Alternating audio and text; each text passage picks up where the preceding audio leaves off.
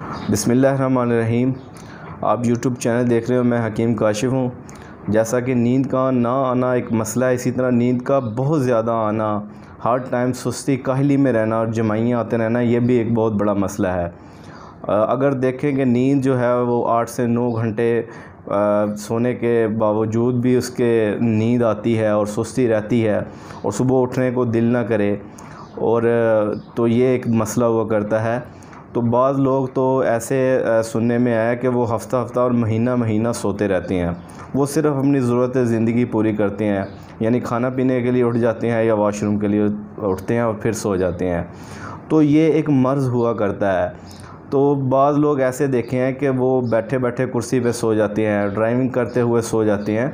हमारा एक कोलीग है, वो हर टाइम उसकी आंखें बंद रहती हैं, जैसे उसको आवाज़ दो तो एकदम से उसको ऐसे उसकी आंखें खुलती है, फिर से वो बड़े गौर से एक बात सुनता है। बाज़ टाइम तो बात सुनते सुनते उसकी आंखें बंद होना शुरू हो जाती हैं, और जब बात सुन लेता है फिर से वो सो जाता है बैठा बैठा।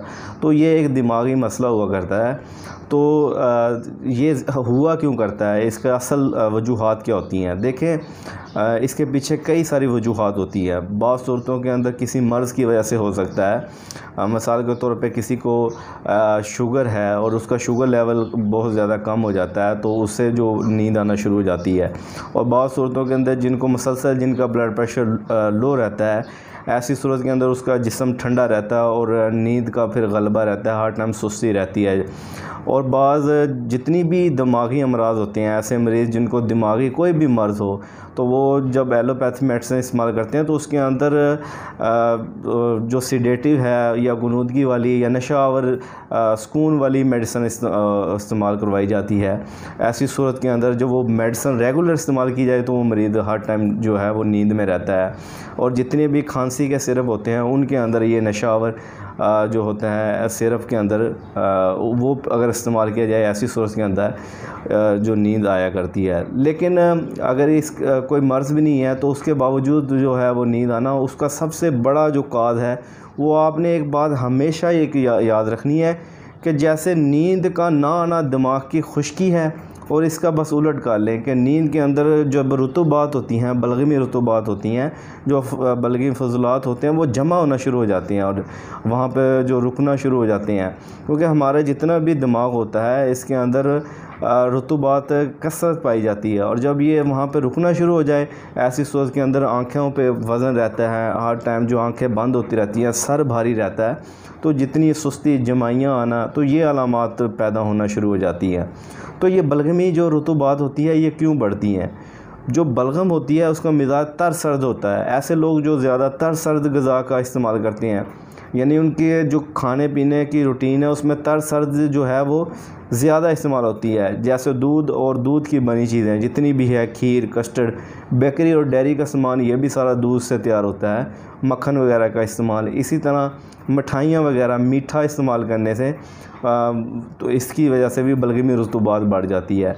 या सब्ज़ियों के अंदर जिस सब्ज़ी के अंदर लेस पाई जाएगी, जैसे अरवी, भिंडी, पेठा, दाल माश, दालों के अंदर दाल माश होगी, चावलों का जो रेगुलर इस्तेमाल करते हैं उन लोगों के अंदर, और फलों के अंदर जिस फल के अंदर लेस पाई जाएगी जैसे केला वगैरह, और जिसके अंदर जो ठंडा फल होगा जिसके अंदर रतूबत ज़्यादा होगी, जैसे आजकल तरबूज चल रहा है, तरबूज का ज़्यादा इस्तेमाल करना, या ऐसे माल्टा वगैरह ठंडे जो फ्रूट्स होते हैं इनको बहुत ज़्यादा इस्तेमाल करने से बलगमी रुतूबात बढ़ जाती है, और हर टाइम जो मरीज़ का जिस्म ठंडा रहता है, ब्लड प्रेशर लो होना शुरू हो जाता है, और नींद का गलबा रहता है, जमाइयाँ आती रहती हैं। सोने के बावजूद भी जो बॉडी है वो फ्रेश नहीं होती।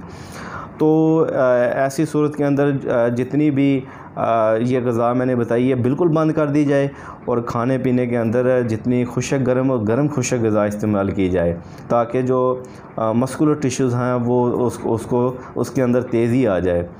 तो देखें, खाने पीने में सब्ज़ियों में मटर, लोबिया, इसी तरह करेले, बैंगन, मेथी, चूंगा, पालक, ये सब्ज़ियां इस्तेमाल करें। गोश्त पसंद करते हैं, बड़ा गोश्त, देसी मुर्गी, बकरे का गोश्त इस्तेमाल करें, और फलों के अंदर जो है अंगूर और आम वगैरह का इस्तेमाल करें। एक कहवा मैं आपको बता देता हूँ, आपने अजवाइन लेनी है, चम्मच का चौथाई हिस्सा, जंगली पुदीना मिल जाए या आम पुदीना डालें आधी चम्मच, और दार चीनी का 3 इंच का टुकड़ा, इसका कहवा बना के एक दो कतरा अगर फ्लेवर के लिए लीमू का डाल लें तो दिन में कम से कम भी 3 दफ़ा ये इस्तेमाल किया जाए खाने के 20 मिनट के बाद।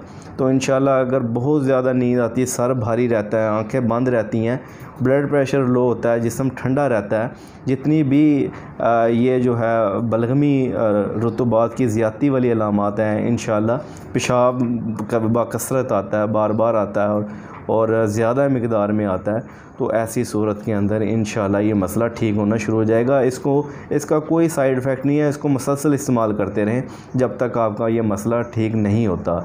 आराम ना आने की सूरत में आप किसी करीबी मौलवी से आप रब्ता करें, लेकिन खाने पीने के अंदर असूल इलाज को हमेशा याद रखें। अगर आपने अभी तक मेरा चैनल सब्सक्राइब नहीं किया है, काइंडली चैनल को सब्सक्राइब करें, साथ दी गई घंटी पे क्लिक कर दें ताकि मेरी हर नए आने वाली वीडियो आपको नोटिफिकेशन में मिलती रहे।